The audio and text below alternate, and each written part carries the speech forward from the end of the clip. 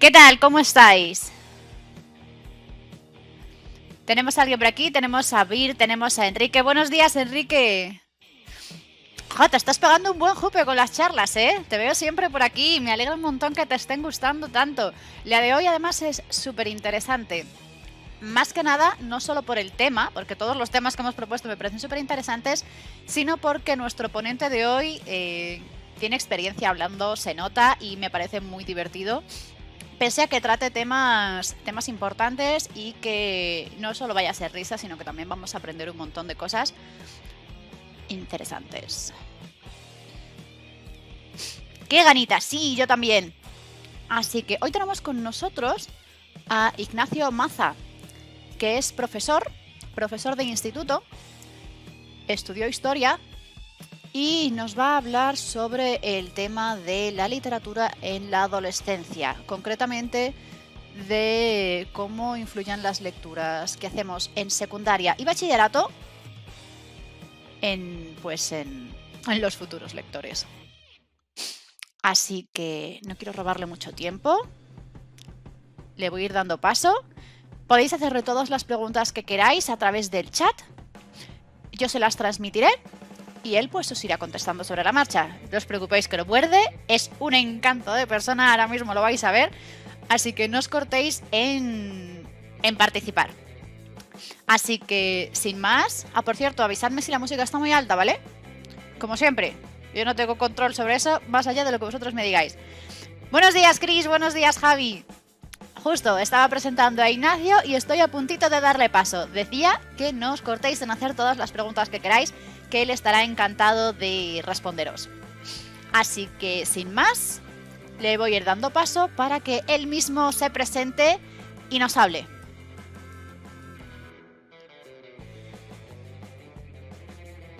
Adelante, Ignacio, un momento que te tengo sin sonido. Ahora. Buenos días a todos, buenos días Marta, buenos días Virginia. En primer lugar quiero agradecer a Marta González y a Virginia Rey por la invitación a esta semana del libro de Usera. Yo me llamo Ignacio, como Marta ha dicho, yo vivo en Elche. Por lo tanto, en estas circunstancias, pues es un poco difícil que me hubiera trasladado a Madrid para dar la charla. Así que creo que esto es una oportunidad, el poder hacerla online, y agradezco que me hayan tenido en cuenta. Yo soy profesor de secundaria, en concreto doy clase en primero, tercero y cuarto de la ESO, en un centro de Novelda. Novelda está, para los que no lo conozcáis, es una ciudad que está muy cerquita de Elche, una ciudad pequeñita, y yo voy a hablar desde mi experiencia como profesor de secundaria sobre la literatura y el estado del hábito lector en la adolescencia. Espero que no ser muy pesado, y si tenéis cualquier duda, ya sabéis, se lo decís a Marta y a Virginia y yo os responderé encantado. Bueno, en primer lugar quería empezar hablando sobre la lectura en España. España es un país que, como sabéis, tiene una gran tradición literaria,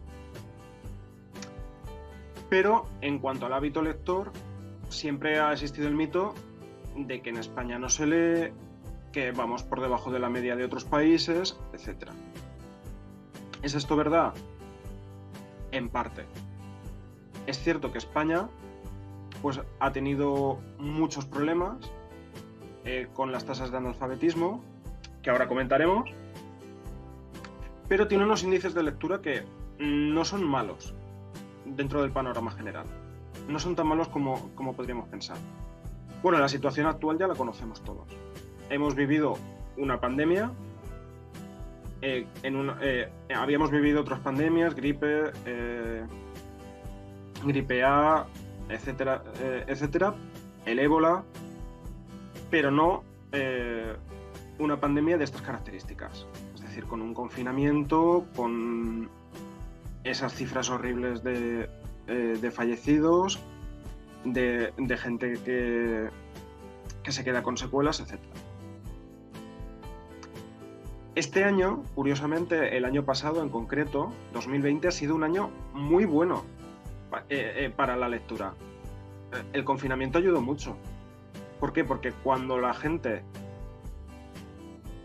estuvo en su casa encerrada una semana, 2 semanas, 3 semanas, la televisión, el móvil, etcétera, al principio puede entretenernos, pero llega un punto en el que yo creo que acabamos todos hartos de estar todo el día delante de la pantalla, sin hacer nada. ¿Y cuál fue una de nuestras vías de escape? La lectura. Para los que somos lectores, pues siempre ha sido una vía de escape y además una fuente de placer, porque el que lee y le gusta, disfruta, de eso no nos cabe ninguna duda. Y en el confinamiento la lectura nos ayudó mucho. La Federación de Gremios de Editores Españoles publicó hace poco un trabajo estadístico en colaboración con la empresa Conecta y publicó el barómetro de hábitos de lectura y compra de libros en España, referido al año pasado. Y la verdad es que los datos son muy curiosos. Y como dice Patrici Texis, el presidente de los editores españoles, la lectura, como he dicho, fue un faro durante el confinamiento, fue en parte la salvación para muchas personas, porque no podían pasear ni salir de ni apenas salir a la compra, etcétera. Y fue en los casos en los que la gente tampoco tenía acceso a internet, por ejemplo las personas mayores, pues fue una gran ayuda. Fijaos en los datos, son bastante curiosos. Nos dice el 68,8% de la población española lee libros. Eso ya sería un dato, es un dato bastante impresionante, porque yo no sé si luego lo notamos, que tanta gente lee libros. Que estos datos la gente no haya dicho exactamente la verdad, pues puede ser, pero los datos están ahí en esta encuesta. Y aparte es una encuesta es una encuesta bastante grande, porque la base ha sido de 2.414 personas encuestadas. Por lo tanto, es una muestra bastante amplia. La mayoría, un 64%, ha leído libros por ocio, en su tiempo libre. Y eso es un dato muy positivo. Porque cuando lees un libro por trabajo, porque te lo han enviado en una asignatura como obligatorio, pues eso no tiene tanto mérito. Es decir, sí que tiene mérito, pero no es el objetivo, no era el objetivo del autor. El objetivo del autor no es poner un libro para aburrir al que lo lea, sino sobre todo para que lo disfrutemos, sobre todo cuando hablamos de novelas, teatro, poesía, etc. Otra cosa serían los libros de ensayo, etcétera, que usamos en la universidad.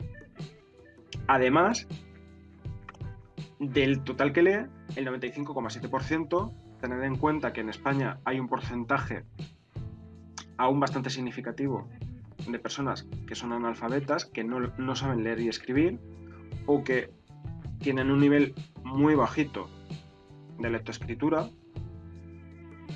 Pues de todas ellas, el 68,8% lee libros, pero es que además tenemos que tener en cuenta las revistas, los periódicos, los cómics. Los cómics son los grandes olvidados, nunca nos acordamos de ellos, pero es que también está la lectura digital en las redes sociales. En las redes sociales también se lee. Por ejemplo, en las historias de Instagram o en Twitter. Twitter es también una fuente literaria. Solo hay que ver las historias que cuelgan algunos tuiteros, en las que aprendes muchísimo de cualquier tema. Como os estaba comentando antes, el efecto del confinamiento sobre la lectura se dio principalmente entre los menores de 35. Es decir, los jóvenes, que normalmente pensamos que somos los que leemos menos, pues tuvo un efecto muy positivo entre ellos. Comparar el nivel de lectura por ocio en 2019 con respecto al confinamiento fue un dato muy positivo. Es decir, hay interés por la lectura y a la gente le sigue gustando leer. Fijaos en las noticias. El confinamiento de 2020 disparó la lectura. Las librerías celebran su jornada en Granada animadas por el aumento de los índices de lectura. Los libreros perciben un incremento en el hábito de lectura. Son buenas noticias porque sabéis que el sector del libro estaba muy tocado estos últimos años, sobre todo porque está cargado de impuestos como un bien de consumo no necesario. Están cargados de impuestos. Habían perdido mucho mercado por la aparición de las plataformas digitales, las redes sociales, etc. Entonces, pues ha sido un soplo de aire fresco para el sector de los libros. No hace falta que lo diga. Y vosotros que vivís en Madrid, sobre todo los que vivís en el centro, o cuando os desplacéis por la ciudad, lo sabéis, vivimos en la sociedad del estrés. Es decir, no paramos de tener prisa durante todo el día. Nos vamos al trabajo, nos levantamos a las 6 de la mañana o a las 7 de la mañana, desayunamos corriendo, no tenemos tiempo para almorzar muchas veces, llegamos a nuestra casa y comemos lo que podemos, etcétera, etcétera, etcétera. Y llegamos a la noche agotados. Es decir, es una sociedad muy estresada, con mucha ansiedad. Y eso ha generado y genera unos problemas psicológicos e incluso físicos, porque lo somatizamos, impresionantes. Y ahora con la pandemia, como podéis ver, aún peor, porque el miedo a contagiarnos está muy presente. Ignacio, perdona que te interrumpa, que Sí, dime. te preguntan por el chat que a partir de cuántas palabras en determinado espacio de tiempo se considera lectura. O sea, así dicho suena un poco rebuscado. Quiero decir que ¿cuánto es mínimo lo que tienes que leer para considerar que eres lector? ¿A partir de cuántas palabras? Claro, es que la pregunta es ahí como muy concreta, en plan de 520, pero 521 esa es una pregunta, sí. es muy buena pregunta. ¿Qué es lectura? Todo es lectura. Estás clavando en mi pupila, tu pupila. Lectura, todo es lectura, porque podemos poner el ejemplo de los haikus. ¿Cómo es el haiku? 5 palabras, 6 palabras, 7 palabras. ¿Qué es lectura? No podemos definirlo. Claro, no es si lees 7 palabras al día y ya está, pues ¿eso es hábito lector? Pues lo podríamos poner en duda. Pero sí que es no hace falta leer mucho, es decir, tener una novela de 1000 páginas para que eso no sea lectura. Hay novelas muy cortas. Por ejemplo, me acuerdo en una entrevista de Fernando Sánchez Dragó, que sabéis que ha tenido programas sobre literatura, etcétera. Y él lo decía, dice, es que yo leo muchos libros, pero es que la gente piensa que leo libros todos de 1000 páginas todos los días. Y es mentira, a lo mejor es un librillo de 20 páginas. Hay cuentos que son de 20, 30 páginas. O poemarios, etcétera. No lo puedo definir. Si alguien me busca el dato, se lo agradecería, pero yo la verdad es que lo desconozco. Es muy subjetivo, que es lectura. Además, ¿hace falta leer mucho para ser un buen lector? No. Por lo menos desde mi experiencia, no. No hace falta leer todos los días muchísimo o todas las semanas dedicar una misma cantidad de horas y leer X páginas o X palabras para ser un buen lector o que te guste la lectura. Es algo muy subjetivo. Supongo que en ese sentido, más que la cantidad de palabras, tiene que ver la habitualidad o la costumbre con la que lo hagas y sobre todo el interés. Efectivamente. Si tú te lees Es que algo así como sí. ejercicio, pero si lo lees y lo disfrutas, y a lo mejor has leído, pues eso, 16 palabras, pero estás toda la mañana pensando en ellas y tal, en qué significan, es otra cosa. Efectivamente, Marta.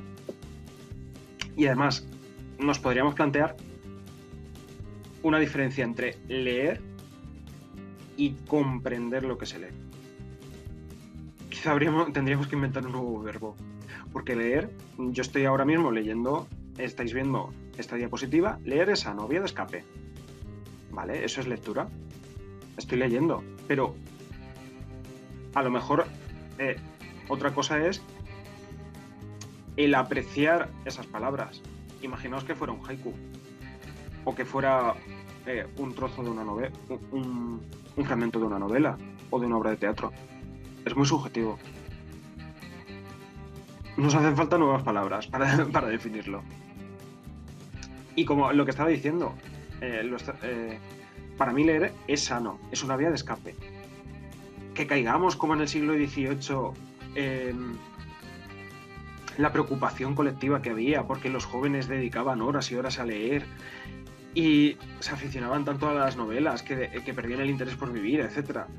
Pues bueno, eso ya obviamente no es sano. Pero en general, sí, psicológicamente, quizá visualmente podríamos... Ya lo pondría en duda. Si visualmente leer mucho es sano. Pero psicológicamente es muy sano, porque nos ayuda a ponernos en el lugar del otro. Genera empatía, aparte de que viajas.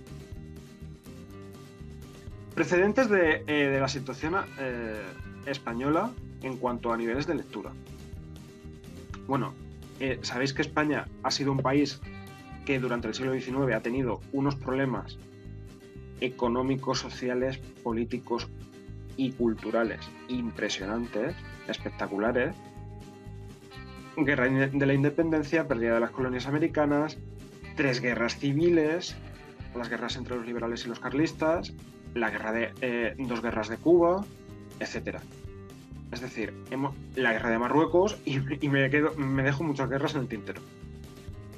Ha sido un país que ha tenido unos problemas muy graves a la hora de la industrialización, y eso se refleja en el analfabetismo. En el año 1877 lo podéis ver en el mapa.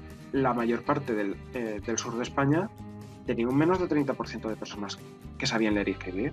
Eso, entre los hombres, quizás sería un dato más concreto. Entre las mujeres, imaginaos, porque no existían las escuelas para mujeres. Existían, pero eran pocas e incluso peores que las de los hombres. Yo recuerdo a mi abuela estudiando, o sea, aprendiendo a leer siendo yo adolescente. O sea, hace 15 años mi abuela estaba aprendiendo a leer y a escribir. Yo me recuerdo de ella haciendo caligrafía en los veranos. Os puedo poner Marta, efectivamente. Te puedo poner un ejemplo de mi familia. La madre de mi madre era de Santander, aprendió a leer, a escribir, fue a la escuela hasta los 14 años, es decir, estoy hablando de los años 30, empezó el bachillerato, leía mucho, es un ejemplo de mujer alfabetizada y además tenía el hábito de lectura, le gustaba leer. Es una persona alfabetizada, porque luego podríamos entrar a debatir qué es una persona alfabetizada y qué es una persona analfabeta. Es un buen debate, porque saber leer y escribir no implica que se lea, ni que se comprenda lo que se lea. Y luego tengo el ejemplo de la madre de mi padre. Nunca fue a la escuela, no pudo ir a la escuela y solo sabía firmar. no tuvo oportunidad de estudiar. Porque había que trabajar. Y luego cuidó a mis tíos y a mis tías y a mi padre cuando los tuvo. Es decir, tenemos un ejemplo ahí perfecto de esa dicotomía entre el norte de España y el sur de España. Por cierto, mi abuela paterna era de un pueblo de Málaga. Entonces tenemos los dos extremos de España. Y además la escolarización no es que la gente fuera poco a la escuela, es que si iba a la escuela era incluso un peligro. No sé si lo conocéis, Ángel Llorca, que es de un maestro alicantino del pueblo de Orchete, es un pueblo muy pequeñito del interior de la provincia de Alicante. Estuvo trabajando en Elche, siguió formándose como pedagogo, viajó al extranjero, financiado por el Ministerio de Instrucción Pública, y luego fue director del Grupo Escolar Cervantes, si no me equivoco, en Madrid, hasta la Guerra Civil, hasta el final de la Guerra Civil.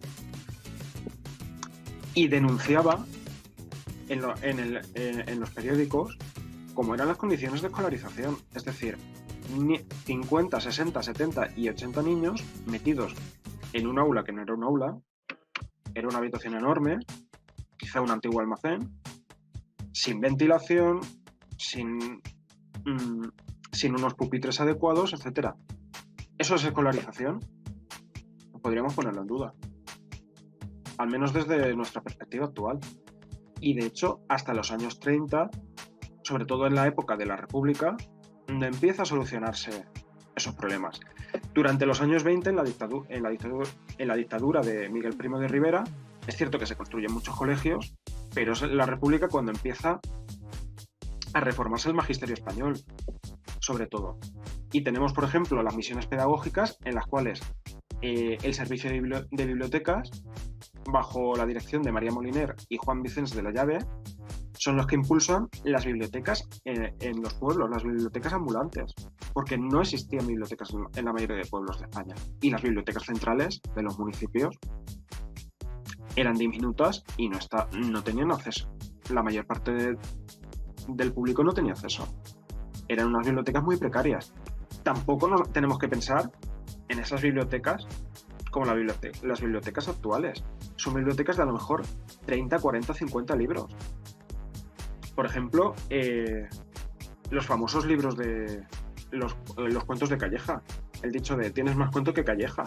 Saturnino Calleja en el siglo XIX hace unos libros diminutos, sería una cosita así, muy, muy pequeñita, hace versiones diminutas de cuentos para poder venderlos, para que la gente en España pueda comprarlos, porque no había dinero para libros. El libro era muy caro. Y luego, después de la guerra, el problema durante unos años se acentúa, porque la gente tiene que trabajar, y fijaos que en el año 1950 se crea una Junta Nacional contra el Analfabetismo para intentar remediar ese problema, porque el problema parece simplemente una cuestión cultural, pero no es simplemente una cuestión cultural, es que para que se modernice el país hace falta alfabetizarlo. Es decir, un trabajador cualificado necesita saber leer y escribir, saber matemáticas y tener unos conocimientos mínimos de geografía, de historia y de ciencias naturales. Y ese ha sido un problema que ha lastrado mucho la economía del país. Sobre todo, por ejemplo, en la cultura empresarial. Tú no puedes tener cultura empresarial ni innovar si no estás alfabetizado. Si no sabes reflexionar. Si no tienes un mínimo de conocimientos del mundo. Que, por cierto, este es uno de los libros que publicó la Junta, pero es que luego tenemos ese cartel: al analfabeto le condena su ignorancia. Que es que tiene un fondo de realidad. Quizá el cartel es muy duro, es la época de la dictadura, es muy duro, pero refleja una realidad.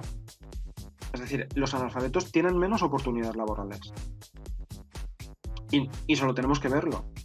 Claro, ahora los universitarios pues también hemos tenido problemas para el acceso al mercado laboral. Pero una persona que no sabe ni leer ni escribir, que no tiene ni la educación primaria, pues tenía unos problemas para encontrar trabajos muy grandes. y solo podía optar a trabajos muy mal remunerados. Tenemos un ejemplo, os pongo un ejemplo. Este es el barrio del Raval. El barrio del Raval de Elche es la antigua morería. Elche sabéis que está en la parte del centro rodeada por el cinturón del Palmeral, el casco antiguo, y al tener la rambla del río Vinalopó, está dividida entre la Vila Murada, el casco antiguo está dividido entre la Vila Murada, que es la antigua Medina musulmana, que luego la ocupan los cristianos, y luego la morería y la judería, que sería el Raval. De hecho, Raval en árabe significa barrio. Cuando se expulsan los moriscos y también ya estaban expulsados los judíos, el Raval es ocupado por los cristianos y durante el siglo XX, hasta mediados del siglo XX, es una zona bastante deprimida de Elche en comparación con otros barrios. Y aquí tenemos un ejemplo de una escuela pública del Raval. Era una o dos aulas y poco más, pero no son aulas, son habitaciones. Yo no lo considero un aula. Y fijaos en el patio. Es decir, casi 50 niños y unas condiciones muy precarias. La pizarra, tiza, cuadernos. ¿Dónde está? Y fijaos que estos son datos de 2011, pero podríamos trasladarlos al día de hoy porque apenas han variado. Ha variado muy poquito. Había más de 840.000 analfabetos. Pero analfabetos literalmente significa que no saben ni leer ni escribir. Es decir, no pueden coger ni un impreso en el ayuntamiento. No pueden ni leer un cartel en el supermercado. Y el 70% son mujeres. ¿Por qué? Porque son las que menos oportunidades de acceso a la escuela tuvieron. Y estos datos, bueno, si nos pusiéramos a investigar hasta qué punto estos niños de los que hemos hablado antes tienen una formación apta para un trabajo cualificado,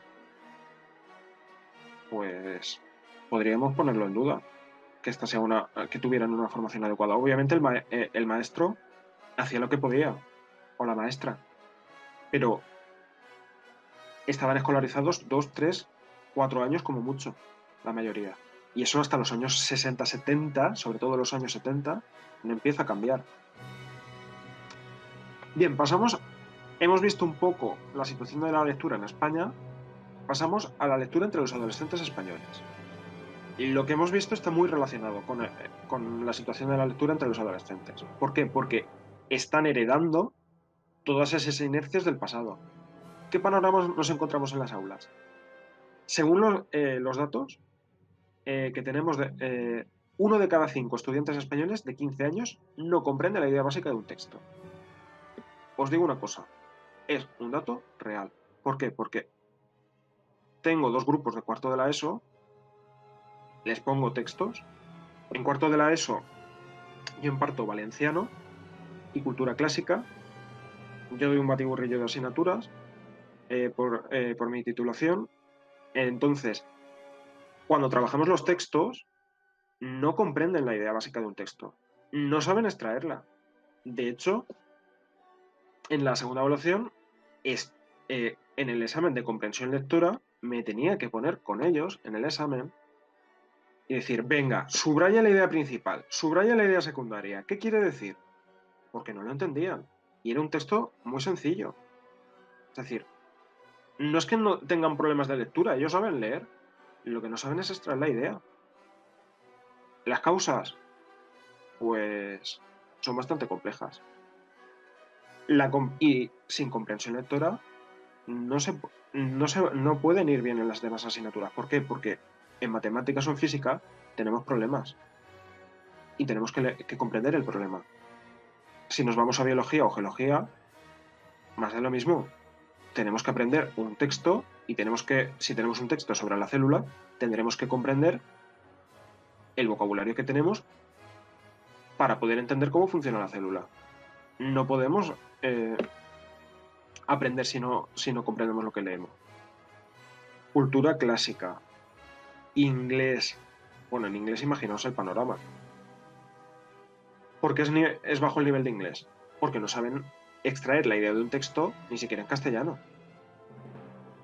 O, por ejemplo, con lo de el famoso bilingüismo. Yo, desde mi perspectiva, creo que la mayoría sois originarios de Madrid. Os comento mi perspectiva del bilingüismo. En la Comunidad Valenciana, con el valenciano, ¿problemas tenemos con el valenciano? El valenciano no da ningún problema. La forma de impartirlo y lo que nos pide la consellería, pues quizás sí. Pero si no entienden un texto en castellano y en valenciano, yo tengo alumnos que son valenciano parlantes, porque Novelda y Elche son municipios valenciano parlantes, no entienden el texto ni en castellano ni en valenciano. Pero es que en inglés tampoco, en inglés menos.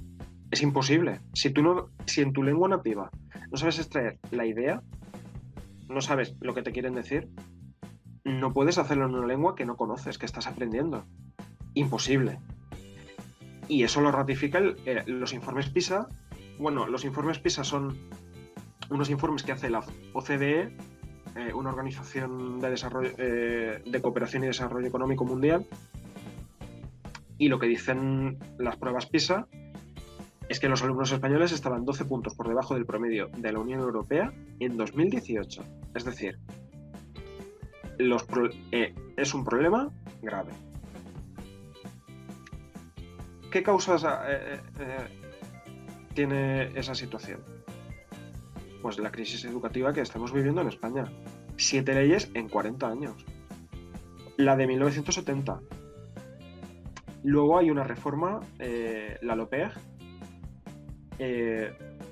alrededor del año 85-86. La LOCSE, la LOCE, la LODE, etcétera, etcétera, etcétera, etcétera. La LOE y luego aquí ahora tenemos la LOMCE, que se ha reformado con la LOMLOE. ¿Tiene la culpa la ley? Pues hasta cierto punto. Las leyes en realidad son muy parecidas. Lo que pasa es que la incertidumbre que tenemos los profesores a la hora de programar, e incluso las editoriales de los libros de texto, para hacer un libro, no sabemos qué va a pasar con la pandemia, si va a suceder algo que tumbe políticamente al gobierno y se convocan unas elecciones. No lo sabemos, no tenemos ni el currículum, ni el nuevo currículum, porque se está elaborando el Real Decreto. Y luego tiene que salir el decreto de la comunidad autónoma. Hasta que ya no tenga el decreto de mi consellería, bueno, consellería es, es el equivalente a consejería en valenciano. Hasta que consellería no nos saque el decreto de la comunidad valenciana, yo no voy a saber el currículum que voy a tener en secundaria y bachillerato. ¿Podemos programar así y elaborar materiales, etcétera? Pues difícilmente. Y luego todo este cambio de leyes no ha solucionado la tasa de abandono escolar que tenemos. Tenemos una tasa de abandono escolar muy alta. ¿Por qué? Porque cuando se llega a los 16 años, muchos de los alumnos y alumnas, como arrastran muchos problemas en su formación, deciden abandonar, deciden dejarlo. Y ya a los 18, cuando hay muchos que están repitiendo cursos en primaria, os pongo casos de... os estoy diciendo que en primero y segundo de primaria se está repitiendo. Y no es algo infrecuente. Yo no lo entiendo. Cuando llegan a tercero y cuarto de la ESO, la mayoría no pasan ni al cuarto de la ESO. Hay muchos que se quedan en tercero de la ESO. Estoy hablando de en torno a un 10%, que en algunos casos depende mucho de la zona, nos vamos a un 15 o un 20%. Por ejemplo, en Andalucía o en ciertos barrios de las grandes ciudades tenemos un alto nivel de abandono escolar. Y luego eso se va a reflejar en el mercado laboral. Y luego ya la pandemia, creo que el pastel ya estaba hecho y la pandemia es la guinda. Solo faltaba ponerle la guinda. Primero el confinamiento, los niños que yo tengo en primero de la ESO, digo niños, porque para mí son mis nanos, pero tienen entre 12 y 13 años. Han llegado sin hábitos de estudio, muy descolocados por la pandemia. Esa ansiedad se refleja en su rendimiento e incluso se refleja en sus redacciones. Por ejemplo, cuando algunas redacciones inventan una historia a partir de este párrafo, de esta idea. Y la mayoría de las redacciones es niños enfermos, papás enfermos, el papá que se muere, etcétera, etcétera, etcétera. Todo va por ahí. Y a mí es algo de lo que más me ha impactado este año. La semipresencialidad. En mi centro, por ejemplo, tenemos, por razones de espacio, tercero y cuarto de la ESO semipresenciales. Unos vienen lunes, miércoles, viernes, los otros martes y jueves, a la siguiente semana cambiamos. Imaginaos adolescentes de 15 años y de 14 años que van 2 días al colegio, a la siguiente semana van 3, los días que no van al colegio tienen que conectarse desde su casa. Yo tengo el ordenador encendido, el proyector, tengo un micro, hay compañeros que tienen incluso la petaca, parecemos Julio Iglesias, antes del concierto, y tenemos a los del aula y luego en casa. Y tenemos que estar con los altavoces encendidos e ir a 2 bandas y presentando con el PowerPoint. ¿Se puede dar clase así? Cuando lo tienes delante ¿te entienden muchas veces? Pues difícilmente. Y luego los niveles de ansiedad. Tengo un caso de una alumna en cuarto de la ESO. Primero dieron positivo los padres, luego la hermana, luego da ella. Casi 2 meses de cuarentena. Y los test pagándose la familia del bolsillo. No sé el dinero que se habrán dejado. Era una niña que había repetido tercero de la ESO. Iba bien este curso y ha sido pasarle eso y otra vez igual. Porque la CAM no soluciona. No es una solución a la pandemia. Al menos lo que yo he visto. En la Comunidad Valenciana, que no es la única comunidad que lo ha hecho, Aragón, Cantabria son otras de las comunidades que también lo han implantado, este curso. Se han creado ámbitos. ¿Qué es un ámbito? Mezclar asignaturas para que un mismo profesor pase más tiempo con los alumnos y se trabaje la interdisciplinariedad. Por ejemplo, si yo doy a geografía los climas, pues en biología veo los animales, diferentes tipos de especies, sus hábitats, etc. Se intenta relacionar todo. Este año se ha implantado el ámbito en primero de forma obligatoria y con la nueva ley se puede organizar así los 3 primeros años de la ESO. Por una parte, está bien porque pasas más tiempo con ellos, puedes trabajar de otras formas, los conoces, pero claro, la especialización no es la misma. Yo soy profesor de geografía e historia y de valenciano.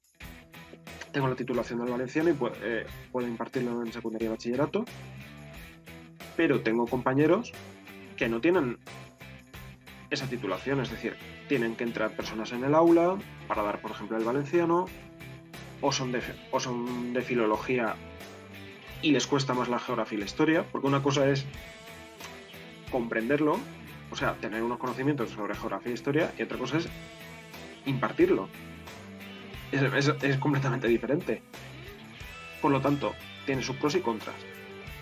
Y luego os pongo el ejemplo, creo que en las otras comunidades, por instrucción del ministerio, ha sido muy parecido.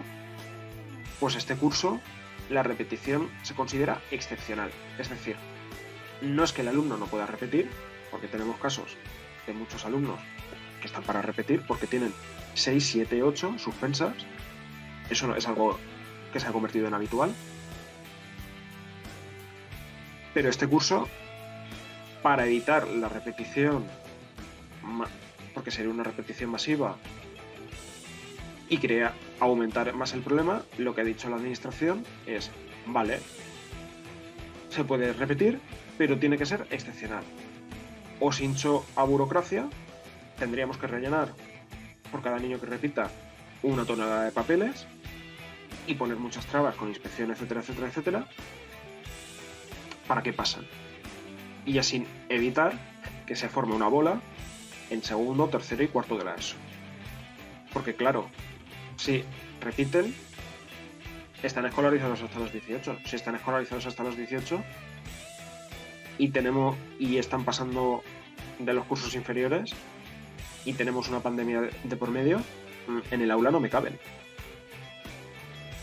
Entonces, pues es un problema bastante grave. Tampoco se está invirtiendo en nuevas aulas ni en profesorado. Se ha contratado más profesores, es cierto, pero no se han creado nuevas aulas. Ni se ven las intenciones. ¿Cómo acaba el profesor? Pues bastante decepcionado y desilusionado con su trabajo. A pesar de que sea por vocación y que te guste, es muy difícil. Además de la carga psicológica que llevamos encima. Y en la Comunidad Valenciana, por ejemplo, este año han sacado oposiciones. Creo que en Madrid también las van a sacar. Y justo en mayo, finales de mayo, con la tercera evaluación. Por tanto, tenemos alumnos totalmente descolocados y con un fracaso escolar enorme y profesores muy desmotivados. ¿Cómo se ha llegado a esta situación? Por un lado, tenemos familias desestructuradas, tenemos muchísimos casos de padres separados, divorciados, etc. Y el niño es la pelota de ping-pong que va de un lado a otro. Eso influye mucho en el rendimiento escolar y, por supuesto, influye en la lectura, porque la familia es la base de la lectura. Es decir, si los padres tienen problemas económicos, están en una batalla legal, etc., van a tener mucho tiempo para dedicar a la lectura, a contarle cuentos a su hijo, para que lea, etc., o para leer ellos mismos. No. Lo más fácil es la tablet o el smartphone.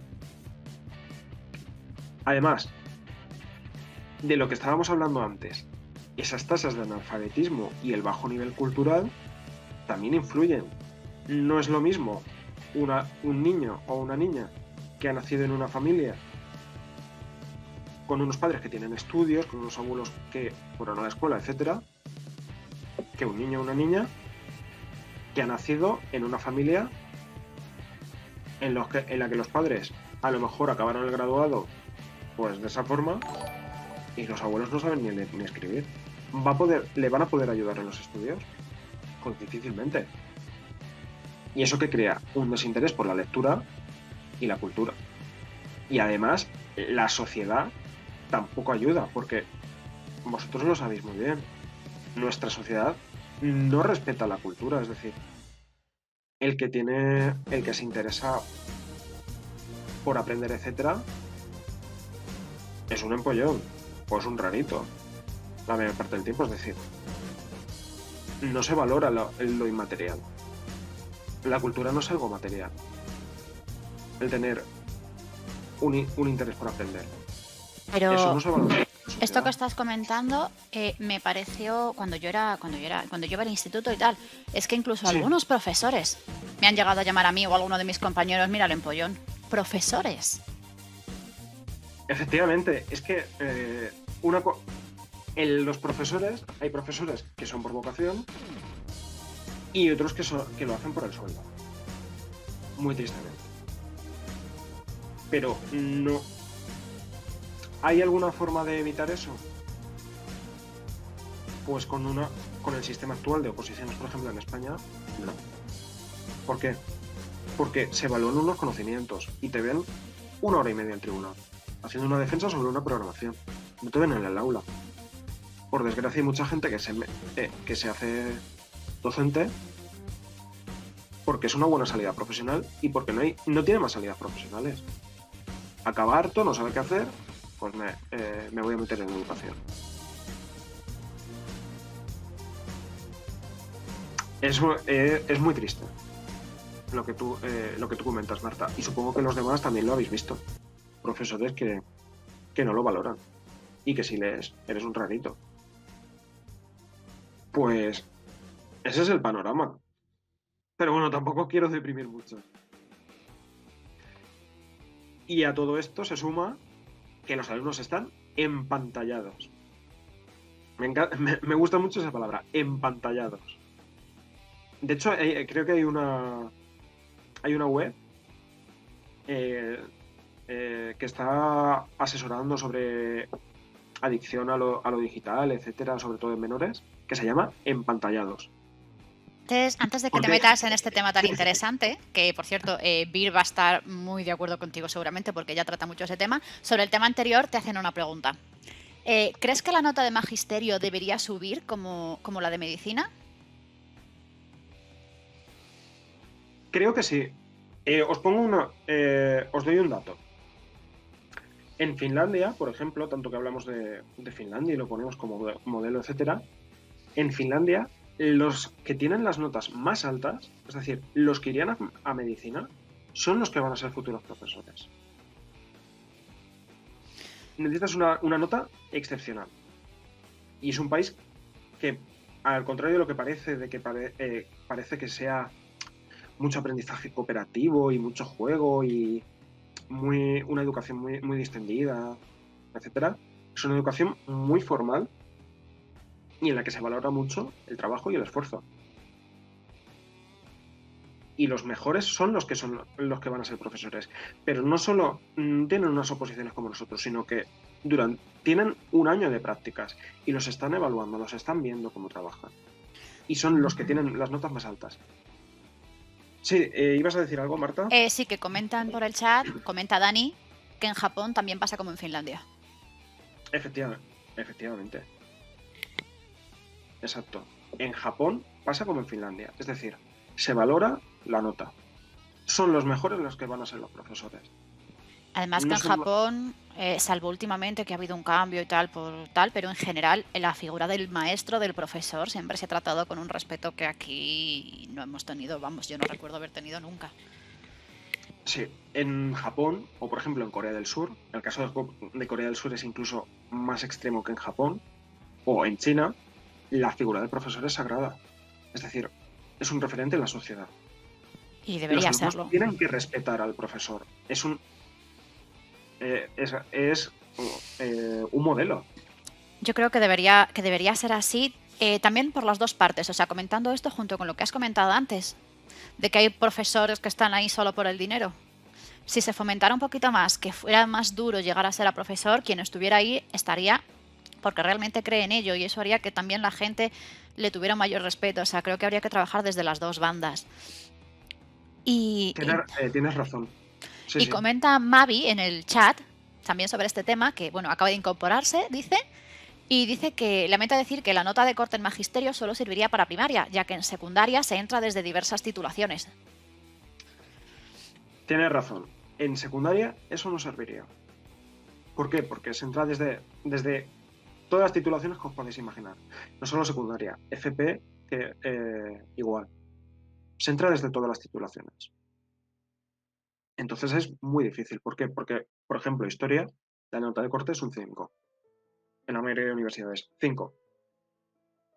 También es cierto que solucionando el problema en primaria ya estás creando niños con una costumbre de aprendizaje diferente a que si les dejas abandonaicos desde la primaria y llegan a la ESO, pues digamos que la mayor responsabilidad en la formación de la costumbre estudiantil estaría en primaria, así que creo que aún así sí que sería un paso importante. Sería un paso muy importante. Y no solo eso, es también la reforma del magisterio. Es importante la pedagogía, pero también es importante que el maestro sepa mucho de lo que enseña. No tienen asignaturas en las cuales aprendan, por ejemplo, matemáticas a un nivel avanzado. Imaginaos que un maestro se ha metido desde humanidades y no da matemáticas desde cuarto de la ESO. Y ha tenido un nivel bajito relativamente en matemáticas. ese maestro puede enseñar matemáticas a niños de 11 años cuando su nivel, efectivamente, porque no sabe matemáticas. Es decir, el profesor tiene que saber mucho sobre lo que enseña. Y de hecho, con los ámbitos, sí,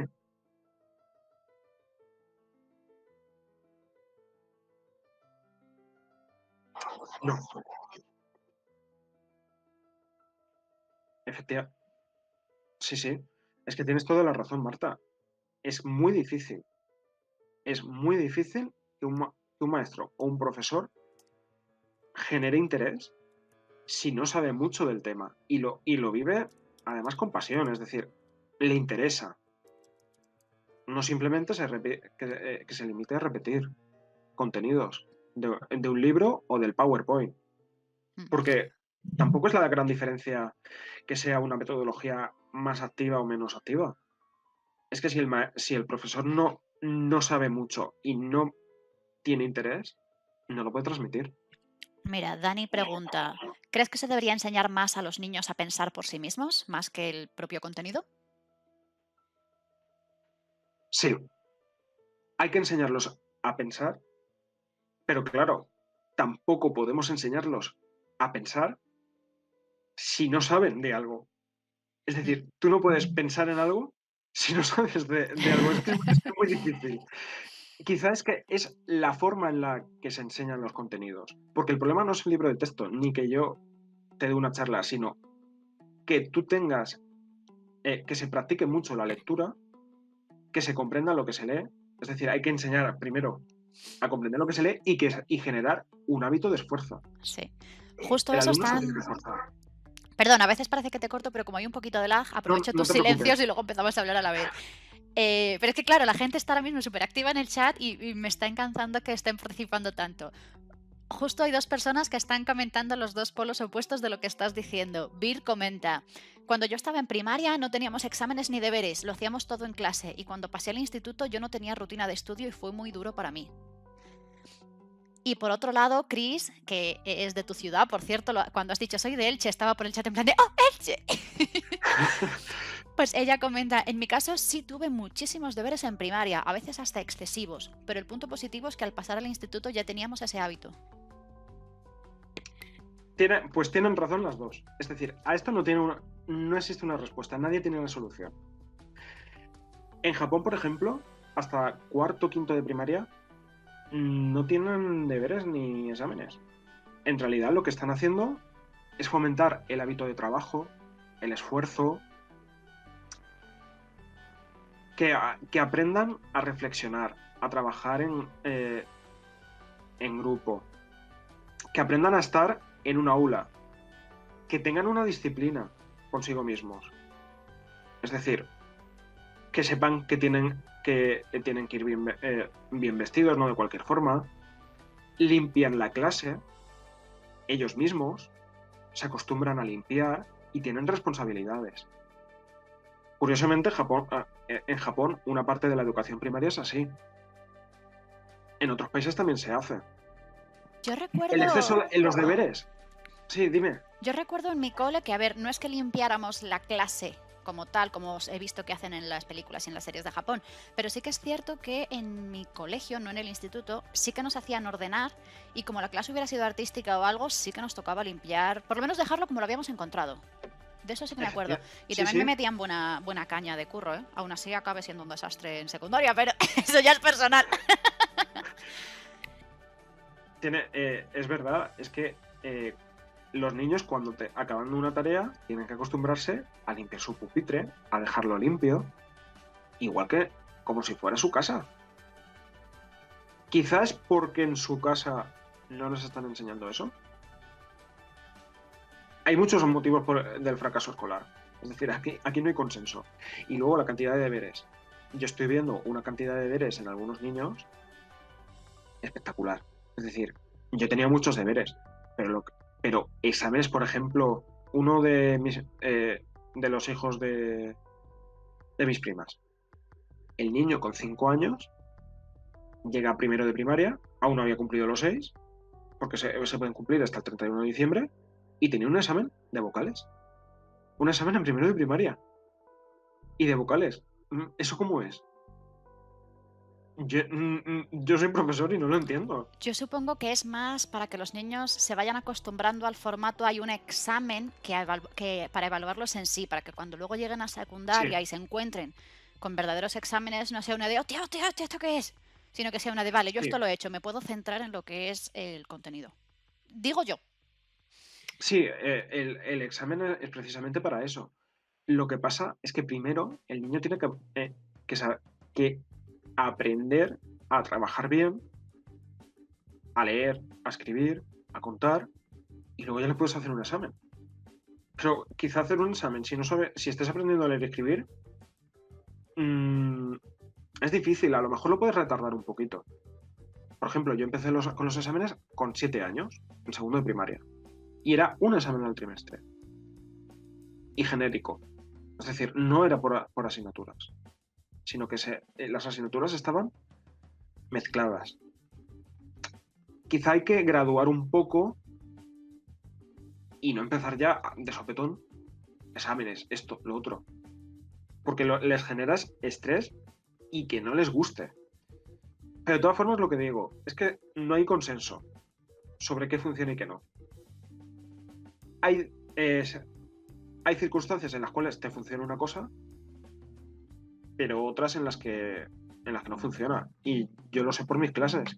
Lo que he hecho en una clase en la hora anterior me ha funcionado muy bien y a lo mejor en la siguiente con otro grupo no me funciona. ¿Hay consenso? Tenemos datos y cosas que sabemos que funcionan y cosas que sabemos que probablemente van a acabar en desastre. De lo que hablaba antes, de empantallados, a todo esto tenemos que sumar que son niños que pasan mucho tiempo durante todo el día delante del móvil o la tablet. ¿Por qué? Porque es lo más sencillo a la hora de calmarlos. Se quedan embobados. O la tele. ¿Qué pasa? Que estos dispositivos tienen luz azul. Es un tipo de luz que generan las pantallas electrónicas. Bueno, todas las pantallas son electrónicas. Estas pantallas, este tipo de pantallas, tienen mucha luz azul y es un tipo de luz que hace que te hagas adicto a ella. De hecho, cuando te vas a dormir, es recomendable que durante 2 horas no hayas estado delante del ordenador o del móvil. Creo que casi ninguno lo hacemos porque es perjudicial. No solo es adictivo, sino que además te activa y te impide dormir. Totalmente. Yo además que trabajo con esto y mis relaciones ahora mismo por pandemia están en esto, es que tengo un nivel de adicción flipante. O sea, que no me imagino los niños que han nacido con esto. Pues imaginaos, en primero de la ESO, yo tengo 23 nanos que están todo el día en su casa y en la calle con el móvil y con la tablet. Y si no con el ordenador, con la tele. De hecho, yo les tengo que decir, venga, ahora me miráis a mí. Porque si no les digo, me miréis todos, están cada uno a lo suyo. Les ha generado una desatención impresionante. Es algo que la verdad es que es chocante y muy preocupante. A mí me preocupa mucho. Y creo que una de las causas es esto. Las redes sociales. Creo que lo sabemos todos. Es decir, un niño de 12 años que tiene acceso a Instagram o a TikTok, ahora la moda es TikTok, y se pasa todo el día subiendo vídeos tontos de bailes, etcétera, pero que sobre los cuales la gente que tiene acceso a eso, ellos no tienen ningún control, ni son conscientes de lo que puede haber detrás, ni de que el vídeo se difunda, pues imaginaos. Las redes sociales es quizá el mayor peligro que hay ahora mismo, no solo no en el ámbito educativo, sino peligro para los menores de edad y para los que no somos menores de edad. Es decir, son un arma de doble filo. Son muy interesantes, pero son un arma de doble filo. Y luego, la cantidad de tiempo que pierden. Por ejemplo, una niña de cuarto me comentaba, Ay, es que cuando me pongo con el TikTok me puedo pasar 2 y 3 horas. Y es simplemente con el dedo, tú vas moviendo la pantalla y vas viendo vídeo y vídeo. Y no son vídeos en los que haya conversaciones o haya algo interesante, no. Son vídeos de bailes muy sencillos, de segundos. ¿Qué puede generar esto? Pues da miedo pensarlo. Os pongo un ejemplo de vuestra comunidad. La Comunidad de Madrid formará docentes para combatir la adicción a los móviles desde las aulas. Esto es algo necesario, pero claro, los profesores no podemos hacer nada si los padres no les quitan el móvil. Es que son los padres, o los abuelos, o los tutores legales, o que, con quien conviva el niño, los responsables de que tengan el móvil y la tablet. Nosotros podemos aconsejar, podemos limitar su uso en el colegio, el uso de los dispositivos. Pero cuando salen, ya no son mi responsabilidad. Yo no los puedo controlar. Eso es responsabilidad de la casa, de la familia. Y es algo que va a dar mucho que hablar. Ya ha dado mucho que hablar, pero va a seguir dando que hablar en los próximos años. Bien, y pasamos a la literatura en la adolescencia. El estado de la literatura en secundaria y bachillerato. Es decir, en ese rango de edad que os he comentado, de 12 a 18 años. ¿Cómo se empieza a leer? El hábito lector tiene su base en contar historias, porque nosotros somos los seres humanos, hemos evolucionado gracias a los cuentos, gracias a las historias. Es decir, en torno a la hoguera, cuando tú estás aburrido durante las noches en la edad de hielo, en la prehistoria, ¿qué haces? Cuentas historias. Y así es como se desarrolla la imaginación y se desarrolla la palabra. Y sin palabra no tenemos, sin oralidad no tenemos palabra escrita. Ese es el origen de la lectura. Hay una... Perdón, Sí. hay una teoría preciosa, es que sabes que, bueno, que tú y yo somos de la misma rama y que nos podemos pasar horas hablando y quería interrumpir a Jespita. Hay una teoría de las muchas que dicen de estas de cuándo empezó la comunidad, la civilización y todo eso. Una cosa súper subjetiva y cada uno tiene su opinión.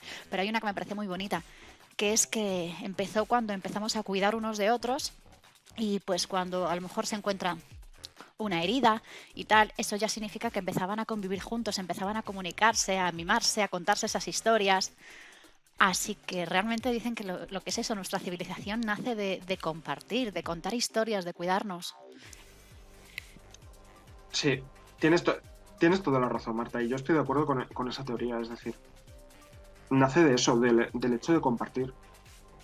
Los animales también se comunican. No sabemos si... Yo no sé si se cuentan historias, pero a lo mejor nos podría sorprender, porque, por ejemplo, los cuervos se ha descubierto que tienen un grado de comunicación, un lenguaje muy avanzado. E incluso tienen rituales funerarios. Yo Una cosa conocía la comunicación impresionante. de las abejas, por ejemplo, lo de los cuervos no lo sabía. Sí, es que nos sorprendería la cantidad de animales que tienen un grado un nivel de lenguaje muy avanzado. Los delfines, por ejemplo, también tienen un lenguaje avanzadísimo y no lo entendemos. ¿Se cuentan historias? Pues no lo sé. Pero de lo que sí que estoy seguro es que el ser humano ha evolucionado en gran medida gracias a ese fenómeno de contar historias. También en esa misma línea de teoría también se dice que el ser humano puede contar historias porque él tiene la capacidad de mentir, que viene con el pensamiento abstracto. Al fin y al cabo, contar una historia es la parte bonita de una mentira. Estás contando algo que no existe, que te estás inventando. Entonces es eso. Es muy curioso lo que dices, pero en parte es eso. Estamos contando una mentira, porque ¿es exactamente lo que pasó? No, es nuestra visión sobre lo que pasó. Pero a partir de la mentira se genera algo bueno, que es la historia, la imaginación. Nos da pie a imaginar. O sea, que la mentira a lo mejor no es tan mala. También puede dar paso a algo bueno. Volviendo a centrarnos, porque si no se nos va el tiempo y todos estos temas nos encantan. ¿Cómo aprenden los niños? Escuchando a sus padres. Un bebé que no tenga contacto con nadie, si dejáramos a un bebé aislado, es decir, si está cuidado tiene agua, comida, higiene, sí, el bebé sobrevive, crece. Pero si no tiene contacto físico con sus padres, con sus abuelos o con una persona que los cuide y se le cuentan historias y se habla con él, no va a desarrollar su mente. De hecho, hay estudios precisamente sobre lo que cuentas, estudios accidentales, claro, no puedes torturar a un niño así, pero bebés que fueron secuestrados tal y no tuvieron contacto con ningún ser humano durante su infancia, su cerebro no desarrolló las conexiones necesarias para poder comunicarse. O sea, le han intentado enseñar a hablar de adulto y han sido incapaces porque es que no tiene esas conexiones en el cerebro. Sí, no han desarrollado esas funciones en el cerebro. Es decir, el cerebro, tú tienes un potencial, tú puedes ser muy inteligente, pero si no lo desarrollas, si no lo entrenas, no lo vas a desarrollar. Esto es práctica. Y esa narración oral de cuentos, cuando somos muy pequeños, es lo que hace que aprendamos a hablar. Si no tenemos a alguien que nos hable, no podemos desarrollar el lenguaje. Y el lenguaje es la base de la lectura. Es decir, sin lenguaje no hay lectura. Un niño que esté, por ejemplo, todo el día, un niño muy pequeño que esté, por ejemplo, delante de la tele, todo el día, o delante del móvil y de la tablet, y esté viendo historias simples, porque la mayor parte de los dibujos animados actuales, quizá me estoy metiendo en terrenos pantanosos, porque hay dibujos actuales que están muy chulos, pero yo lo comparo con lo que yo veía, me parecen muy simples. Si ven historias simples y no hay interacción con ellos, son meros receptores y no van a desarrollar el lenguaje al mismo nivel que en otras circunstancias. Y además, los libros tienen que estar en casa. Tiene que haber libros en casa y los niños tienen que verlos y tienen que ver que se usan. Os pongo mi caso. Yo de pequeño, como mis padres estaban trabajando, etc., y luego nació mi hermano, yo pasaba mucho tiempo en casa de mi abuela. Mi abuela tenía un montón de libros, mi abuela materna. Tenía una biblioteca muy grande, porque a mi abuelo también le había gustado mucho leer, y a ella. Entonces yo me acostumbré a ver libros y a ver que los leía. Y eso influye mucho. Luego, por supuesto, mis padres también me contaban cuentos, me compraban libros, etc. Eso ya crea un hábito, crea un gusto. No te están obligando, sino que poco a poco te están acostumbrando a ese mundo de la lectura. Lo que os decía, la biblioteca familiar es la cuna del futuro lector.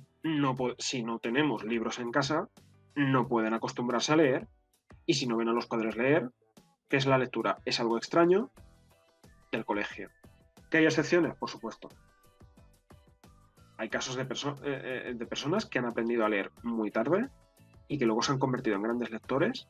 O, por ejemplo, me acuerdo de un caso de un profesor de la Universidad de Oxford, si no me equivoco, que fue profesor de Tolkien en los años antes de la Primera Guerra Mundial y que había aprendido a leer a los 14 o 15 años y que luego se fue, menos en el Canal de la Mancha, fue a pie hasta no sé hasta qué universidad de Alemania para estudiar filología.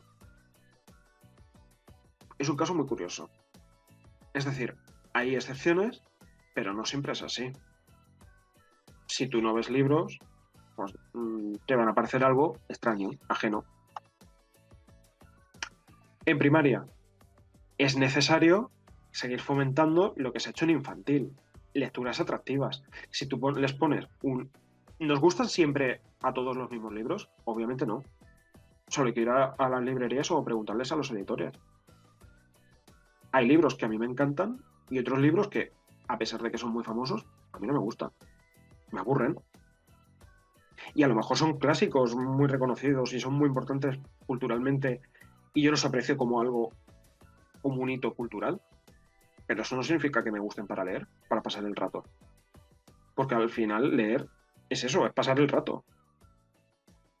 Y en este nivel, en el nivel de primaria, primero se aprende a leer, aunque a lo mejor en preescolar, en educación infantil, te hayan enseñado a leer un poco, pero cuando se consolida es entre los 6 y los 9 años, cuando se está aprendiendo a leer. Y es a partir de los 9 cuando se comprende lo que se lee, cuando se empieza a comprender. Y ahí es justo el momento en el que se decide la partida. Si, con mucha probabilidad, tal y como acabes en primaria, con un nivel de comprensión lectora, así va a ser tu rendimiento académico posterior y luego el acceso al mercado laboral. Quiero ponerte un poquito al día con el chat, ¿vale? Porque ya sabes que es que tienen una conversación aparte relacionada con lo que tú dices y de vez en cuando me apetece que les escuches para que tú también sepas lo que estás provocando. Hay un montón de comentarios interesantes, te leo algunos. Por ejemplo, Liserux, que ha llegado hace un ratito pero está a tope contigo, dice: yo tengo mucho interés sobre las personas sordomudas. Hace tiempo por error asistí a un simposio de personas sordomudas. Proyectaban películas, conferencias y actividades, como el teatro en lengua de señas. Me costó mucho trabajo entenderles y son personas que no tienen inclusión en la sociedad. Para ellos es muy complicado que tengan alcance a películas y libros. A ellos le he respondido que a los libros los sordos menos, porque pueden leer. Y que para el caso de los ciegos están los audiolibros y hay incluso libros en braille. Pero sí que es cierto que es más difícil para una persona con cierto nivel de discapacidad acceder a la cultura y a cualquier otro ámbito. Pues es un tema muy interesante el que están comentando. Yo no soy, yo lo reconozco, yo no soy experto en estos casos de, por ejemplo, de personas sordomudas y la lectura y cómo aprenden a leer, etcétera.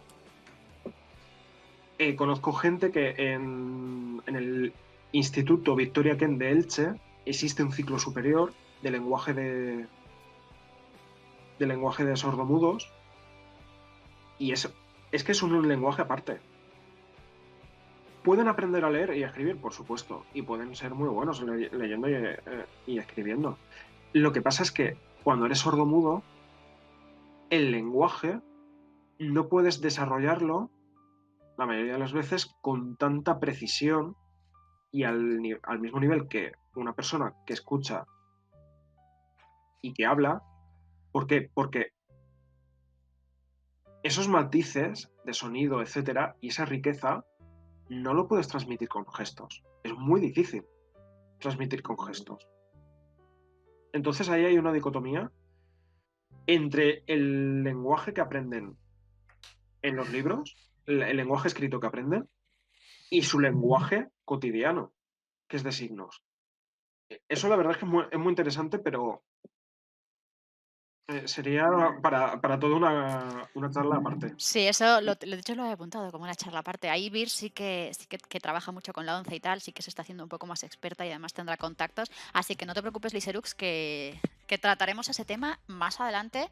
Y bueno, Ignacio está invitadísimo a unirse si quiere, claro. Dice Mavi Pastor: conozco madres que leen delante de sus hijos, les compran libros y les leen antes de dormir. Sin embargo, se quejan de que los niños rechazan leer. Yo siempre pienso que si el niño tiene opción de elegir entre pantalla y un libro, siempre elegirá la pantalla, que es más atractiva y le requiere menos esfuerzo. Si el niño pasa mucho tiempo con el dispositivo, es decir, smartphone, tablet, tele, lo que sea, aunque tú les compres libros y les leas, obviamente va a preferir la pantalla. ¿Por qué? Porque tienen adicción. Pero es que eso me pasa hasta a mí. O sea, yo me voy a la cama con mi libro en plan, qué bien, voy a leer. Bueno, voy a mirar un momentito el móvil y cuando me quiero dar cuenta digo, me tengo que dormir ya, no he leído nada. Y yo tengo hábito lector, o sea, me dedico a esto. Bueno, que sepáis que a mí me pasa lo mismo. Y estoy dando esta charla sobre lectura y tal, pero es que a mí me pasa lo mismo. Es decir, el problema es general. Luego tenemos... Sí, No, decía eso, que Mavi tiene toda la razón, pero que es que no afecta solo a los niños. O sea, lo que tú no, decías antes de no la afecta solo adicción a los niños. llega a ese nivel de que nos afecta incluso a los que tenemos ya un amor profundo por la lectura. Es que no... Está muy bien pensado. Comentaba antes Vir, por ejemplo, en TikTok, que cuando quieres salir de TikTok te aparece un... Seguro que te quieres ir y no te interesan estos vídeos. O sea, es por eso además también es difícil esquivar esa adicción. Es muy difícil.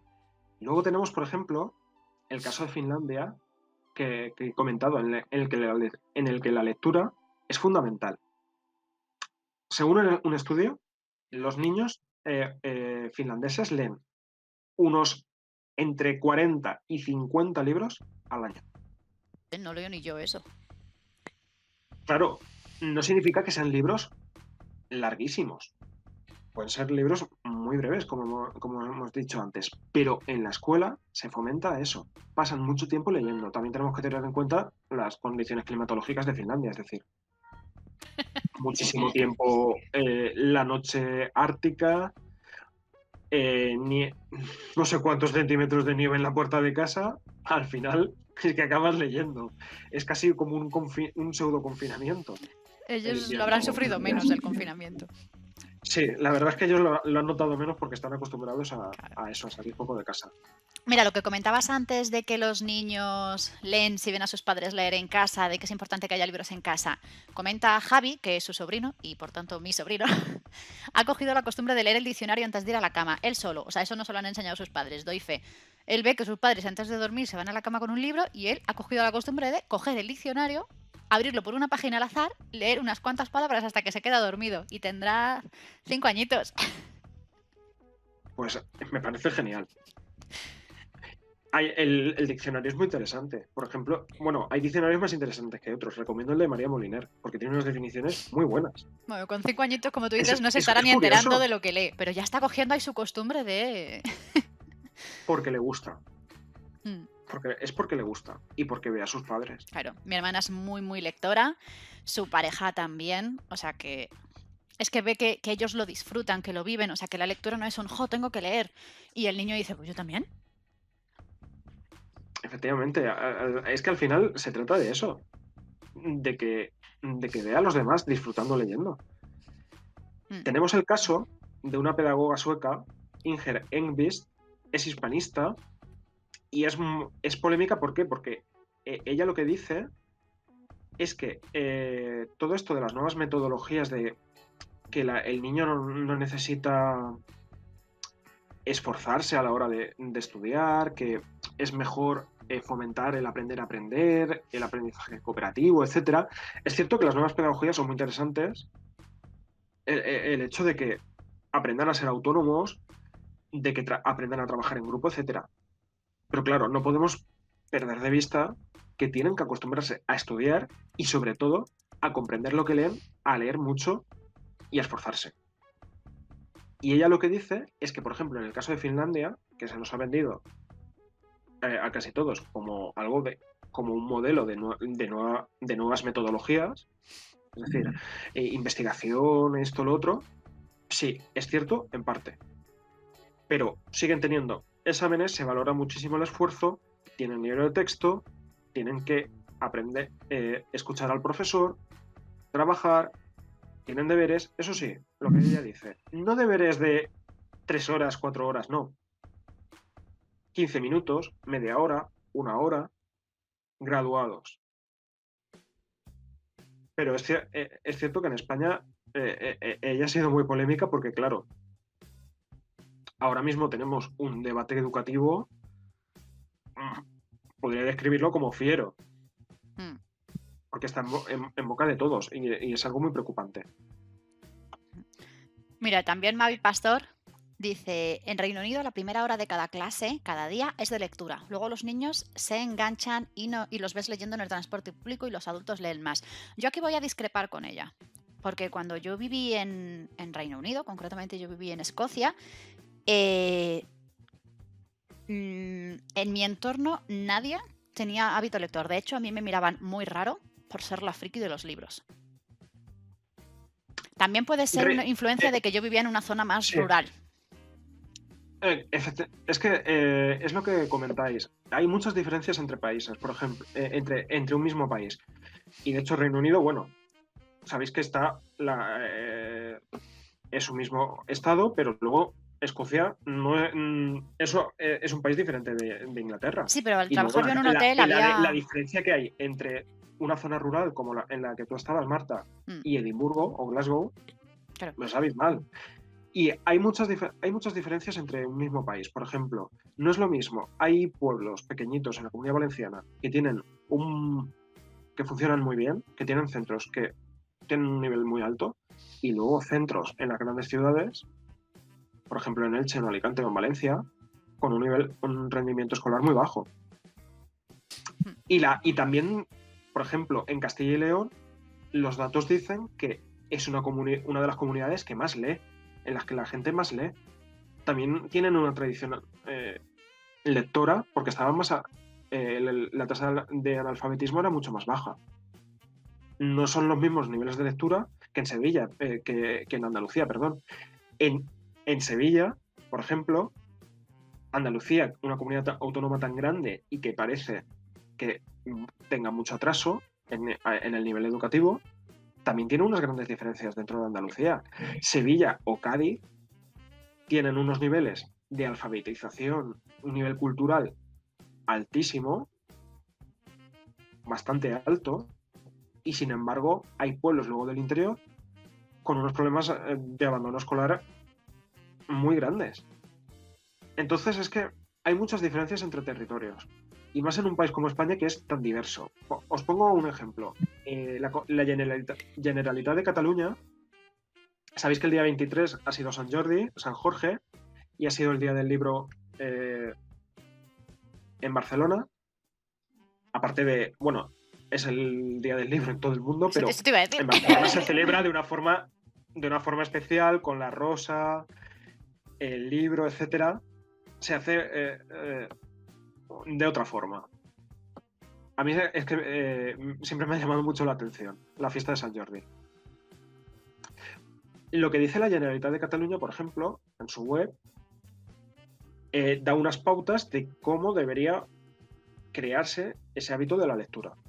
Es decir, todos los días el niño tiene que leer por la noche, hablar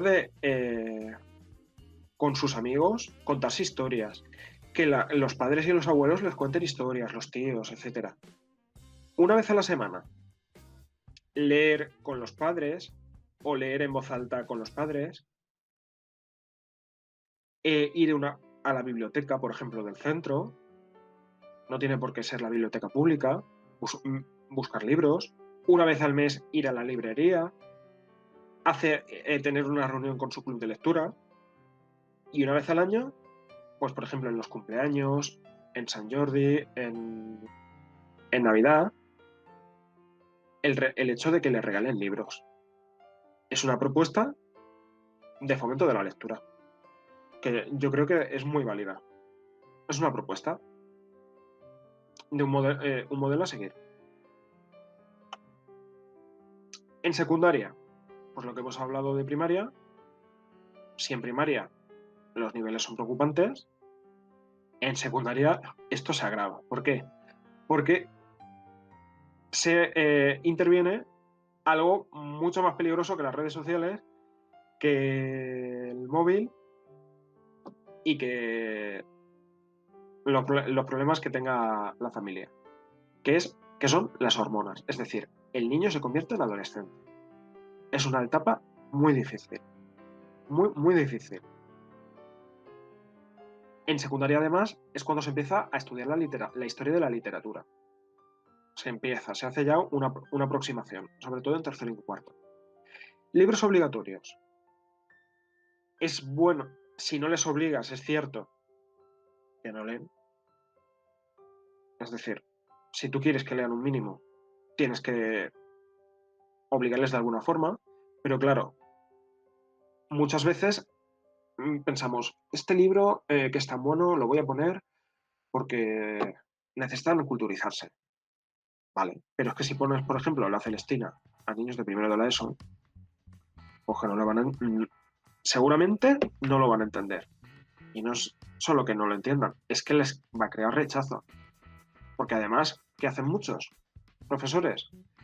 Como tienes que evaluarlos de alguna forma, tienes la obligación de evaluarlos y saber qué nivel han adquirido, les haces un examen de la lectura o les pones un trabajo.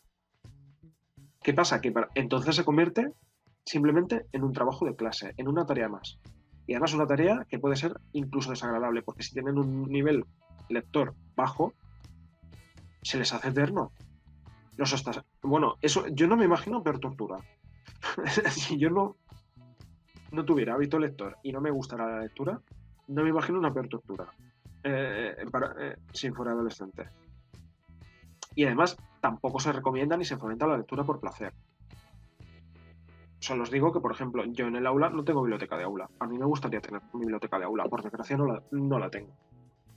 También entran en juego los recursos que tenemos, etc.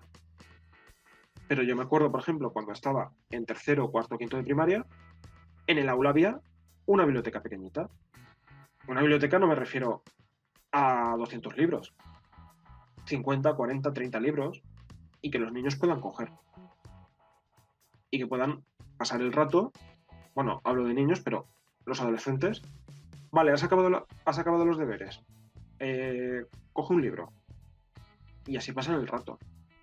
También evitas problemas porque cuando se aburren, ya se van a poner a hablar o te la lían. Ellos son así, son intrínsecamente malvados.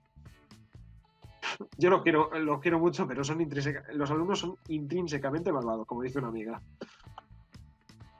En primero de la ESO, por ejemplo, como el nivel que tienen de lectura es muy bajo, les hemos puesto Manolito Gafotas y hemos estado trabajando un poco con este libro. Hacían un pequeño resumen, etcétera. Algo que no era una tarea muy sencilla. Y a medida que acabamos los capítulos, se iba trabajando el libro. Es una lectura agradable y la verdad es que a ellos les ha gustado. A la mayoría les ha gustado. En cuarto de la ESO en Cultura Clásica, el libro que les he recomendado ha sido Percy Jackson y los dioses griegos. Digo recomendado, pero yo se lo he puesto obligatorio. Y me vais a decir, pues menuda contradicción. Efectivamente, es una contradicción enorme. Pero la única forma de hacerlos leer, muchas veces, es obligándolos. Eso sí, yo no les hago ni examen y lo que hacen es, vale, vamos a hacer un resumen de 2-3 líneas del capítulo y me vais a mencionar los personajes y me vais a decir qué función tenía cada uno. Este libro en concreto no es de la saga, no es de la saga en sí, sino un libro que supuestamente escribe Percy Jackson, no sé si lo conocéis, es un adolescente que es hijo de Poseidón, un semidios, en el Nueva York actual. Y en este libro habla sobre la mitología griega, la explica él mismo. Y además está hecho por un profesor de cultura clásica y utiliza el mismo lenguaje que utilizan ellos, que utilizan los adolescentes. Y poco a poco va metiendo palabras y conceptos más difíciles, porque claro, explicarles la mitología griega a adolescentes de 15 años, pues tiene su dificultad. A ellos les está gustando. En ese sentido estoy contento, porque yo estaba bastante preocupado, porque digo, madre mía, vamos a ver por dónde sale. Y aparte, les puse este libro, les puse lectura obligatoria en cultura clásica por otra razón, por la semipresencialidad de la que hablábamos. Yo os voy a ser sincero, los profesores el día 7 y 8, los días 7 y 8 de septiembre, que eran los días previos al inicio de las clases, creíamos que al cabo de una semana el centro cerraría, o como mucho al cabo de 2 semanas. ¿Por qué? Por la tasa de contagios. Pensábamos que íbamos directos al confinamiento. No solo mi centro, sino un confinamiento general, que vosotros también habréis escuchado todo lo que se hablaba sobre que cuando llegara septiembre, octubre nos iban a confinar otra vez, que iba a ser un invierno muy duro, todos confinados. en algunos casos ha sido cierto, pero hemos sido en parte afortunados y no hemos llegado a ese confinamiento. Entonces, para que trabajaran en casa y no tuvieran que estar tantas horas conectados a la cam, pensé, pues voy a ponerles libro de lectura y es una forma de aprender. A lo mejor no es lectura por placer, sí, pero por lo menos ya estamos trabajando con palabra escrita. Estamos trabajando un texto literario. Por eso os digo que en esto no hay consenso. Hay veces que es bueno poner el libro obligatorio, una lectura obligatoria, obligarlos a leer, pero tampoco los puedes machacar a trabajo. Y también hay que fomentar tener libros en el aula, llevarlos a la biblioteca del centro si es posible, recomendarles libros. Hay que saber venderles esto. Otro gráfico de la Generalitat de Cataluña. ¿Qué deben hacer los adolescentes? Leer un rato todos los días, contar historias, escuchar sobre, por ejemplo, vídeos de youtubers que hablen sobre libros, etc. Es una forma de trabajar la lectura diariamente. E incluso de forma casi inconsciente. Una vez a la semana, leer cuentos a los niños pequeños, leer la prensa. Leer la prensa, pues, si es a diario, mejor. Una vez al mes reunirse con amigos para hablar sobre un libro que estén leyendo en común o para compartir experiencias, compartir libros con otras personas, ir a la biblioteca y una vez al año que se les regalen libros, lo que decía en Barcelona Sant Jordi, por su cumpleaños, por Navidad, etc. Es una forma de habituarlos y que no pierdan ese hábito lector, porque al ser adolescentes van a dedicar tiempo a otras tareas. No es lo mismo que un niño pequeño. Y llegamos al bachillerato. Y aquí se nos lía aún más la historia. ¿Por qué?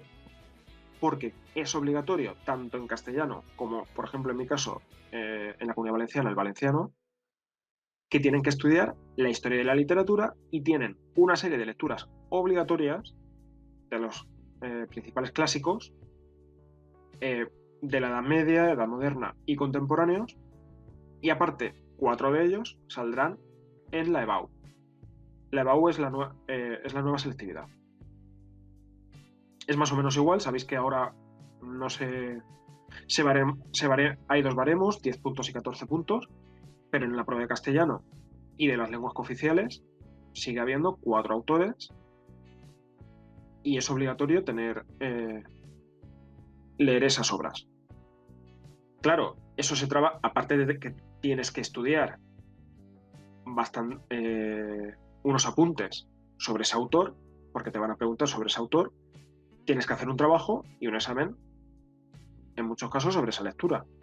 ¿Se está fomentando así que sean futuros lectores? Pues yo lo dudo. ¿Por qué? Porque no siempre la administración está escogiendo las lecturas más recomendables. Os pongo un ejemplo. En la Comunidad Valenciana tenemos La plaça del diamant, de Mercè Rodoreda. Es una autora catalana y este libro es uno de los principales en la lengua catalana. Hablo del catalán porque sabéis que esto ya me estoy metiendo en un terreno muy, muy peligroso. El catalán y el valenciano son variantes de una misma lengua. En la Comunidad Valenciana lo llamamos valenciano y en Cataluña es catalán.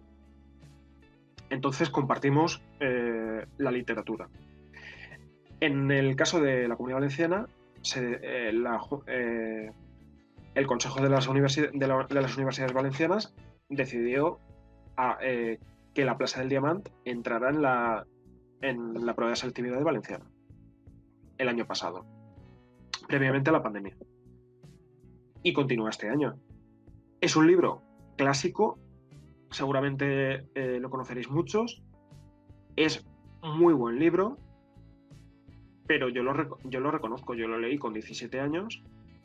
Lo leí con 17 años porque era una de las lecturas que nos recomendaban y que nos obligaban también a hacer en valenciano. Es una muy buena novela, pero yo con 17 años no la disfruté. Ahora la cojo y sí que la disfruto, porque me puedo poner, puedo comprender lo que está viviendo la protagonista, que es una mujer de 30 años en la Barcelona de la posguerra, etcétera. Puedo entenderlo.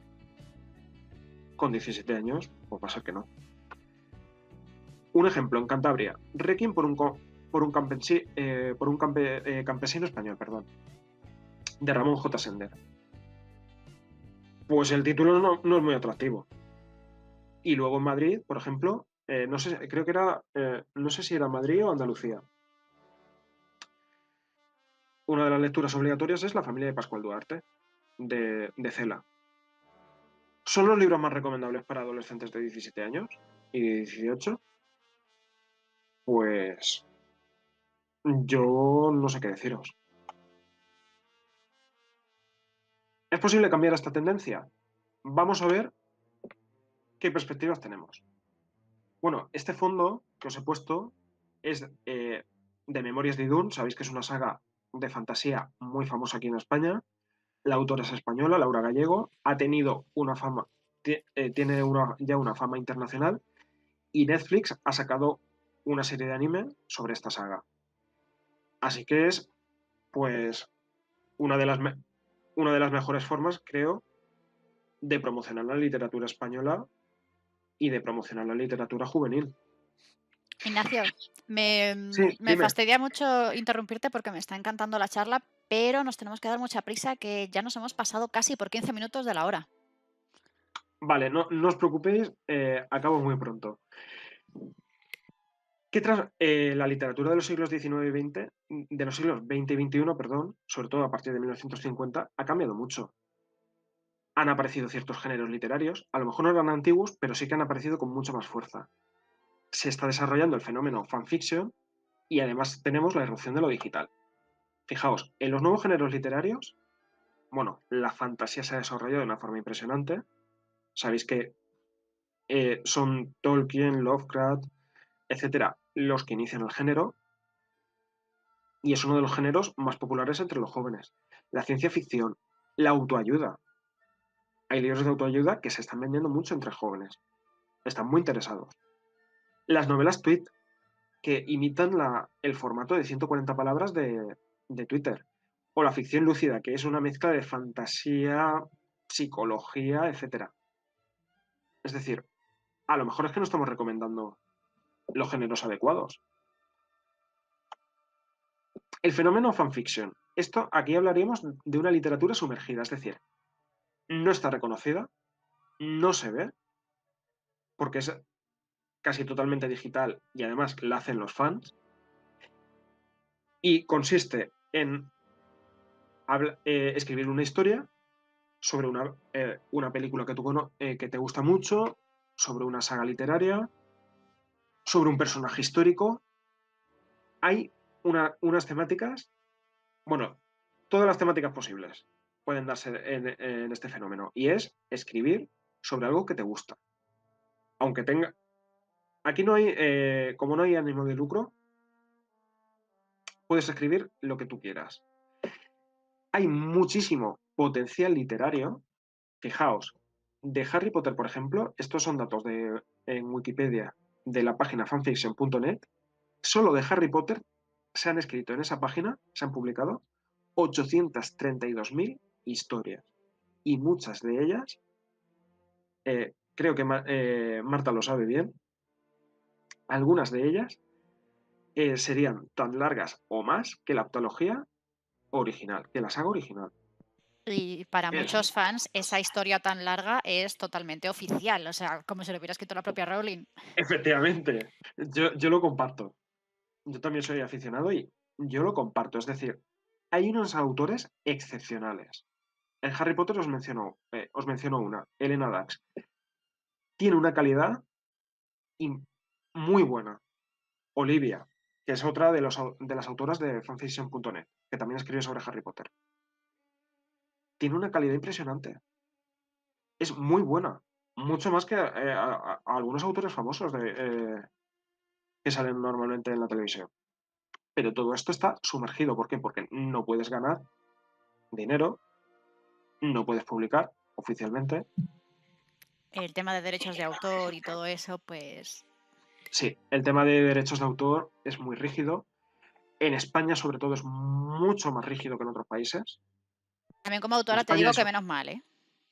Porque Claro, claro, bastante penalizados estamos ya los autores en muchos aspectos. claro, claro. Por una parte es con razón, pero también os dejo ahí una duda. ¿Es un fenómeno literario tan moderno? Es decir, ¿es de los siglos XX y XXI? Solo os digo una cosa. Homero está escribiendo lo que está oyendo de otros de poetas orales en Grecia. Virgilio en la Eneida está haciendo un fanfiction de Ilíada y la Odisea, porque la historia de Eneas se la inventa en gran parte, muchos de los datos, por encargo de Augusto, es decir, Augusto, patrocinador de los fanfiction. Después, Dante, en la Edad Media, escribe la Divina Comedia. ¿Y la Divina Comedia quién subía por los infiernos? Virgilio. Está haciendo un crossover. Y después tenemos, por ejemplo, a Merlín y que es Gandalf o Dumbledore. ¿Qué son? Están imitando a la figura de Merlín. Y Merlín es una figura literaria, no solo del rey que fue y será, de White, en el siglo XX, sino un personaje del ciclo artúrico, que es una saga de la Edad Media. Una saga, perdón. Que es todo un conjunto de relatos de la Edad Media. Es tan moderno, podríamos ponerlo en duda. Y luego ya estamos acabando la lectura digital. Claro, el fenómeno fanfiction no se puede dar de la misma forma con los fanzines que había en los años 70 u 80 impresos, que ahora cuando tú tienes el móvil, por ejemplo, y por la noche te puedes poner a leer en la aplicación de fanfiction.net cualquier tipo de historia. Cambia completamente. Luego, las redes sociales también podrían considerarse a veces lectura. Literatura yo ya no me atrevo, pero ¿es lectura Twitter? Pues hay los larguísimos y aprendes mucho de historia, o de cocina, o de lo que sea. Y luego la prensa digital.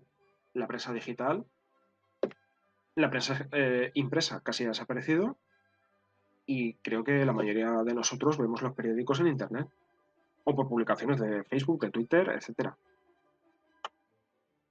En resumen, y con esto ya quiero concluir, la literatura y los lectores existirán mientras perdure la ilusión por vivir, es decir, ¿qué es la lectura? Es contar una historia.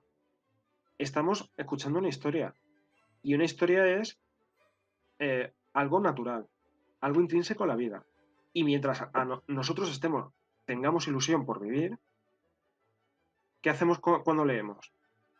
Estamos viviendo otras vidas, estamos corriendo aventuras. Eso es la literatura. Y quiero acabar diciendo que espero que la lectura, y haciendo honor al Día del Libro, a Cervantes, que los niños manoseen los libros, que los mozos los lean, que los hombres los entiendan y que los viejos los celebren. Muchas gracias. Bueno, Ignacio, muchísimas gracias a ti. Vamos, yo por lo menos no me he despegado de la pantalla, me parece súper interesante. Me he tenido que cortar para no intervenir más de la cuenta porque me interesaba mucho el tema. Y el chat súper activo, la gente incluso por privado diciéndome que la charla es súper interesante, así que muchas felicidades y que sepas Muchas que gracias estás a todos. invitadísimo al club cuando quieras porque de verdad que has triunfado. Muchísimas gracias, Marta. Y ya sabía Y a yo que todos como por vuestro profe interés. Ya sabía yo que como profe lo de acabar a la hora no iba a ser posible. Es imposible. Está en vuestra genética, yo creo. En el momento que decís, Está en nuestra voy a genética. estudiar Siempre magisterio, un minuto más. perdéis, ¿cómo se dice? La puntualidad, no, lo contrario, la puntualidad final, o sea, perdéis el No, no, límite no, no. temporal. La puntualidad no existe. Es una distorsión en el espacio-tiempo. Así que nada, me ha encantado, pero de verdad que te tengo que dejar porque tenemos una charla ahora en punto de publicar en poesía con Editorial Lastura y, Muy interesante también. y me encantaría quedarme charlando más contigo. De hecho, están por el chat aquí mandando corazones. Brutal, a mí me ha encantado, ha sido genial, dice Chris. Gracias a ti, o sea, muchas gracias por la charla, dice Mavi. O sea que la gente encantada contigo y yo también, y Vir también, que me lo estaba Me comentando. estáis sonrojando. Así que nada, lo dicho, que muchísimas gracias otra vez y que contaremos contigo más Gracias a veces, vosotros. siempre que tú quieras. Además, esta es tu casa. Por supuesto. Gracias a vosotros.